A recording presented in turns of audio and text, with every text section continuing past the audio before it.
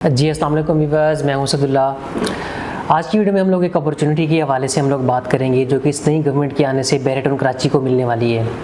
या बैरिटन कराची इस अपॉर्चुनिटी को अवेल कर सकता है और इस अपॉर्चुनिटी को अवेल करने के बाद बैरिटन कराची की मार्केट पहले की तरह जो तेज़ हो सकती है। जो जिस तरीके से पहले बैरिटन कराची की मार्केट के अंदर एक बूस्ट आया था, उस तरह का बूस्ट जो है वो इस अपॉर्चुनिटी के बाद दोबारा से जो है वो आ सकता है।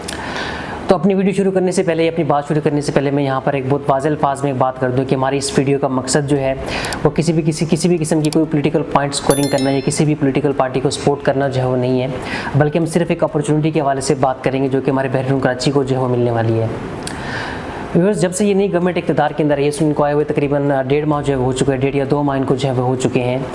तो आते साथ इन्होंने अपनी जो पॉलिसीज़ जो इन्होंने शो की हैं, उन पॉलिसीज़ के अंदर किसी भी इंडस्ट्री के लिए, किसी भी फील्ड के लिए कोई भी अच्छी खबर जो है ना अब तक वो नहीं है। ये हर फील्ड के ऊपर टैक्सेस के हवाले से जो वो बात कर रहे हैं या उनके ऊपर जो टैक्स नेट है उसको इंक्रीज़ करने के हवाले से जो ये लोग जो बात कर रहे हैं। और इवन जो हमारा जो रियल एस्टेट फील्ड है, रियल एस्टेट के हवाले से भी, रियल एस्टेट के भी टैक्स नेट को मज़ीद इंक्रीज़ करने के हवाले से जो बातचीत इनकी जो चल रही है। लेकिन इन्होंने आते साथ ही जो एक इंडस्ट्री है जिसको इन्होंने बहुत ज़्यादा सपोर्ट करने की जो वो बात की है, और वो इंडस्ट्री है आईटी की। आईटी के हवाले से इन्होंने आते साथ ही अपना टारगेट जो है सेट किया है कि हमने इस आईटी के जो एक्सपोर्ट्स हैं उसको हमने $3 बिलियन से $18 बिलियन के ऊपर जो हम लोगों ने वो लेकर जाना है। और डेफिनेटली ये एक्सपोर्ट्स उनकी तभी इंक्रीज़ होंगी जब आईटी को ये बहुत ज़्यादा सपोर्ट करेंगे, उसके हवाले से कोई पॉलिसीज़ वगैरह जो ये लेकर आएंगे, जो कि लग रहा है कि आगे जाकर आईटी सेक्टर को बहुत ज़्यादा जो है बूस्टअप जो है वो करने वाले हैं। जो भी जो पाकिस्तान के अंदर पाकिस्तान की हिस्ट्री रही है कि जब जो भी गवर्नमेंट आती है वो कोई किसी न किसी एक इंडस्ट्री को जो लाजमी जो वो सपोर्ट करती है। जैसे कि पहले पाकिस्तान तहरीक इंसाफ की गवर्नमेंट थी तो उसके अंदर उन्होंने रियल एस्टेट सेक्टर को बहुत ज़्यादा सपोर्ट जो वो किया था। रियल एस्टेट के हवाले से एमनेस्टीज़ और इस तरह की बहुत सारी चीज़ें जो हैं वो रियल एस्टेट को जो इन्होंने जो प्रोवाइड की थी। लेकिन जो अब ये वाली गवर्नमेंट है, इनकी जो हमें इंटेंशन जो लग रही है, जो इनका इंटेंट हमें जो अब तक वो शो है, उसके हवाले से लग रहा है कि ये आईटी सेक्टर को बहुत ज़्यादा बूस्टअप जो करने वाले हैं। और उसके हवाले से इन्होंने आते साथ पहले प्रैक्टिकल स्टेप्स भी जो है इन्होंने वो लिए हैं। और वो प्रैक्टिकल स्टेप्स क्या आते हैं कि लाहौर के अंदर इन्होंने अरफा करीम टावर 2 को इन्होंने आते साथ जो इन्होंने अनाउंस किया कि हम लाहौर के अंदर अरफा करीम टावर 2 जो बनाने वाले हैं। और मैं लाहौर के बारे में आपको बताता चलूँ कि लाहौर में अरफा करीम टावर 1 पहले ऑलरेडी बहुत कामयाबी के साथ जो चल रहे हैं, और वहाँ पर यूनिवर्सिटीज़, सॉफ्टवेयर हाउसेज़ वगैरह इस तरह की बहुत सारी चीज़ें वहाँ पर ऑलरेडी जो मौजूद हैं। और इसके बाद जो फेडरल गवर्नमेंट है उन्होंने आते साथ इस्लामाबाद चिटन मरकज़ के अंदर लैंड जो परचेज़ किया, और वहाँ पर भी इनका ये प्लान है कि वहाँ पर भी हमने आईटी सिटी जो हम लोग जो वहाँ पर बनाने वाले हैं। और इसके अलावा इनका एक और प्लान ये है कि नेक्स्ट ईयर जून या उसके बाद जो है ये 5G को भी पाकिस्तान के अंदर जो लेकर आने वाले हैं। जबकि इसके पैरेलल के अंदर जिनकी जिस अपॉर्चुनिटी की हम जो बात करने वाले हैं या बैरिटन कराची से जो चीज़ रिलेट जो वो करती है, वो अपॉर्चुनिटी ये है कि इनके पैरेलल के अंदर सिंध गवर्नमेंट ने अब तक कोई भी इस तरह के इनिशिएटिव जो है उन्होंने अनाउंस नहीं किया। सिंध के अंदर, कराची के अंदर सिर्फ एक आईटी पार्क जो है वो बन रहा है, और वो आईटी पार्क भी पाकिस्तान तहरीक इंसाफ की गवर्नमेंट के अंदर, पाकिस्तान तहरीक इंसाफ की गवर्नमेंट का जो है प्रोजेक्ट था, जो कि 2021 में उन्होंने जो अनाउंस किया था। और अब जाकर 24 के अंदर अब जाकर उसकी जो कोई डिज़ाइन है या अप्रूवल्स वगैरह अब जाकर जो है कम्प्लीट हो रही है। उसके बाद उसकी जो कम्प्लीशन है, जितनी जल्दी कराची के अंदर प्रोजेक्ट्स जो वो बनते हैं, इस तरह की चीज़ें वगैरह होती हैं, आप सबको जो है वो मालूम है। तो आप तो ये अंदाज़ा लगा सकते हैं कि इस तरह के प्रोजेक्ट्स बनने में सिंध के अंदर जो है कितनी देर जो लगेगी।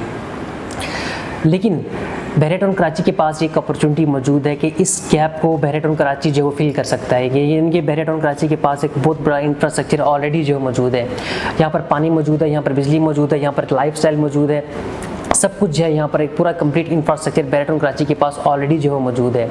सिर्फ बैरिटन कराची को, आईटी सेक्टर को अपनी तरफ जो है उनकी तवज्जो जो है बैरिटन कराची को जो अपनी तरफ जो लेकर आनी है, और वो तवज्जो जो है उनकी जो इंटेंशन है वो किस तरह से बैरिटन कराची यहाँ पर लेकर आ सकता है। वो तवज्जो इस तरह से लेकर आ सकता है कि बैरिटन कराची को यहाँ पर कोई आईटी सिटी जो है बनाना पड़ेगा, या कोई आईटी सिटी बना ले, या कोई आईटी पार्क बना ले, या अरफा करीम टावर, यानी कि बैरिटन कराची के अंदर। बल्कि मैं ये बैरिटन कराची की मैनेजमेंट को ये मैं कहूँगा कि बैरिटन के अंदर आप मिडवे ए या मिडवे बी या इस तरह का कोई और कमर्शियल हब जो है उसको चूज़ करके उसका नाम आप अरफा करीम के साथ जो है आप उसको रिप्लेस जो कर दें, जिस तरीके से लाहौर के अंदर जो वो चल रहा है।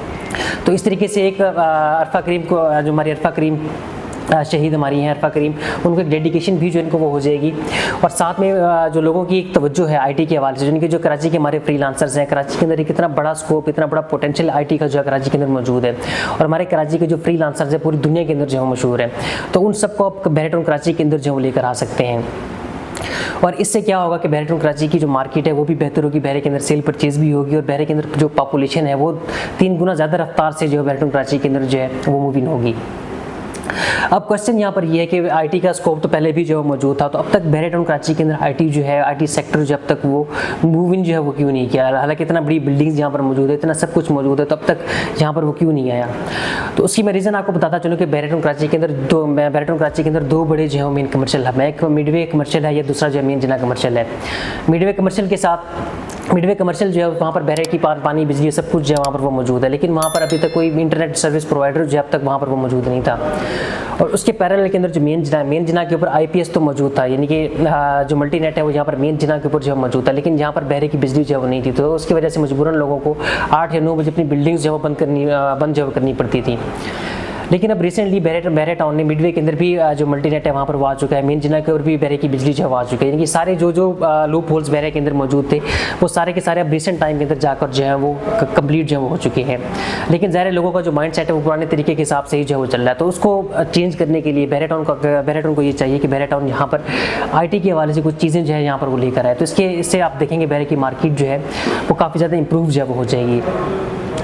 अब सबसे बड़ा सवाल निशान ये है कि बैरेटन कराची जो है कितना बड़ा प्लेयर है, कितना बड़ा इदारा है, क्या उसको इन चीज़ों का मालूम नहीं है कि बहरे के पाकिस्तान के अंदर आईटी का जो है कितना बड़ा स्कोप मौजूद है, और वो आईटी को यहाँ पर अब तक जो है क्यों नहीं लेके आ सका।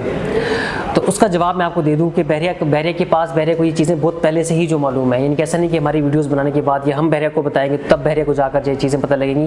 बहरे को ये चीज़ें बहुत पहले से ही मालूम है, लेकिन बहरे ने ये सारा सरप्राइज़ BTK 2 के अंदर जब रखा हुआ है। अगर आप थोड़ा सा अपनी मेमोरीज़ को अगर आप रिकॉल करें तो आपको याद होगा कि BTK 2 के हवाले से बहरे ने अनाउंस किया था कि BTK 2 के अंदर हम सैटेलाइट इंटरनेट जो लेकर आने वाले हैं। यानी कि वहाँ पर नॉन स्टॉप इंटरनेट जो कि पाकिस्तान की तारीख में पहली दफ़ा सैटेलाइट इंटरनेट जो है वो BTK 2 के अंदर जो हम लोग वो लेकर आने वाले हैं।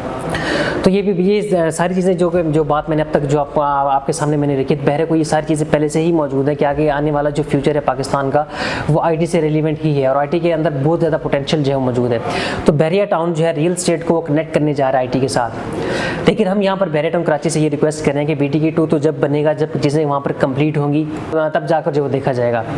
लेकिन हम ये चाहते हैं कि जो बहरिया टाउन कराची BTK 1 का जो ऑलरेडी इतना बड़ा इंफ्रास्ट्रक्चर जो मौजूद है, यहाँ पर लोगों को ज़रूरत है, आप ये चीज़ें यहाँ पर जो लेकर आए। यहाँ पर लोगों की ये सबसे बड़ी रिक्वायरमेंट है, ये चीज़ें यहाँ पर लेकर आए। और बहरे के अंदर इसके लिए डेफिनेटली जो एक इंटरनेट सर्विस प्रोवाइडर जो है वो यहाँ पर इनफ नहीं है, यानी कि सिर्फ जो मल्टीनेट है वो यहाँ पर वो इनफ नहीं है। और मल्टीनेट के हवाले से भी लोगों को सर यहाँ पर जो शिकायत जो रहती है, उनकी सर्विस के हवाले से लोगों को शिकायत जो रहती है, जो कि मैं मुख्तलिफ फेसबुक ग्रुप्स के अंदर जो हम लोग जो है वक्तन वो देखते रहते हैं। तो यहाँ पर मजीद इंटरनेट सर्विस प्रोवाइडर्स जो है वो यहाँ पर बहरे कराची को जो है वो लेकर आने पड़ेंगे। मजीद चीज़ें इस तरह से, यानी कि लोगों को मजीद फैसिलिटेट जो है वो लोगों को करना पड़ेगा, तो ऑटोमेटिकली लोग जहाँ पर आएंगी। और ये बहरे कराची की मार्केट को फिर अगर ये चीज़ें हो जाती हैं तो फिर बहरे कराची का पाकिस्तान के हालात के साथ कोई भी लिंक जो है नहीं रहेगा। पाकिस्तान के हालात जो मर्जी हो, चाहे जितना मर्जी टैक्स रियल स्टेट के ऊपर लगे, इन्फ्लेशन जहाँ मर्जी जाए, लेकिन बहरे कराची की मार्केट जो है वो उसके पैरेलल के अंदर इंक्रीज जो है होती रहेगी। तो एक छोटी सी मेरी एक रिकमेंडेशन थी, आई होप सो कि बहरे कराची की मैनेजमेंट जो है वो इसके ऊपर ज़रूर कोई ना कोई एक्शन जो है वो लेगी। Thank you so much.